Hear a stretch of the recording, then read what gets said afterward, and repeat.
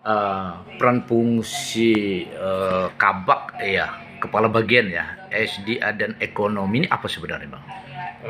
Terima kasih Bapak Taufik. Jadi sesuai peraturan Bupati nomor 68 tahun 2022 tentang tugas pokok dan fungsi sekretariat daerah, di mana salah satu eh, unit organisasi di sekretariat daerah adalah bagian perekonomian dan sumber daya alam.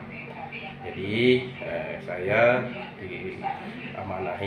diamanahkan sebagai kepala bagian perekonomian dan sumber daya alam sejak 28 April 2022. Sebagaimana nomenklatur tadi, Kabak Perekonomian dan Sumber Daya Alam, tentunya fungsi di sekretariat daerah ini adalah fungsi penunjang, Pak Taufik, penunjang dinas teknis dalam hal pengkoordinasian perumusan kebijakan di bidang perekonomian dan sumber daya alam. Jadi itu tugas pokok dan fungsi kami di sekretariat daerah. Mungkin itu, Pak Taufik. Nah, sedikit Bang, terkait dengan sumber daya alam ini berbicara, apakah termasuk juga kepada informasi pusat ke daerah, provinsi ke daerah dalam sistem informasi terkait perizinan-perizinan? Maksudnya lebih spesifik apa, Pak? Pertambangan atau apa? Pertambangan. Ya, kalau pertambangan begini Pak Topik, kami memang bagi salah satu tupoksi kami adalah di bidang sumber daya alam, fungsi pengkoordinasian perumusan kebijakan. Artinya perumusan kebijakan ini kan dari pemerintah pusat, pemerintah provinsi sampai juga ke daerah. Salah satunya di bidang pertambangan. Nah, pertambangan ini sebagaimana kita ketahui dulu ketika Undang-Undang 4 2009 ada kewenangan di pemerintah daerah.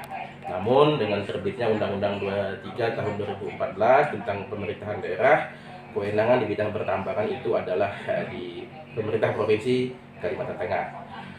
Tahun 2020 terbit Undang-Undang 3 tahun 2020 tentang mineral dan batu bara, dan di mana kewenangan perizinan di sektor pertambangan itu kewenangan pemerintah pusat.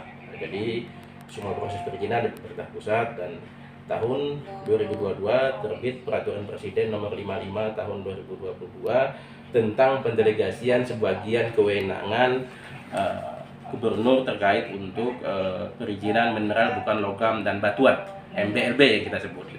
Jadi kami di daerah di sini terkait perizinan kami tidak ada kewenangan, itu kewenangan di pemerintah provinsi dan pemerintah pusat.